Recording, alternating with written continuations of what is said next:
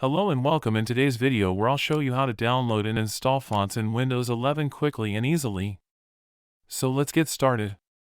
First, open your web browser and go to any trusted website where you can download fonts. A good example is fonts.google.com or dafont.com or wherever you prefer. Now, browse or search for the font you want to download. Once you find it, click the download button. The font will usually be saved as a zip file. Next, go to your Downloads folder and find the zip file. Right-click on the zip file and select Extract All. Choose a location and click Extract. Now open the extracted folder. Inside, you'll see one or more files with the extension .ttf or .off. These are the actual font files. To install the font, there are a few methods. First method. Right-click on the .ttf or .off file and select Install. Second method.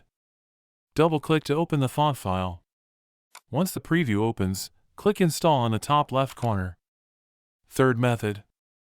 Open Control Panel on your computer. Then go to the Fonts folder. Now from here click on Browse and Install Fonts.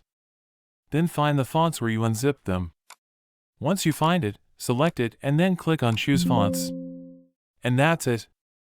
Thanks for watching. Don't forget to like and subscribe for more quick and easy tutorials.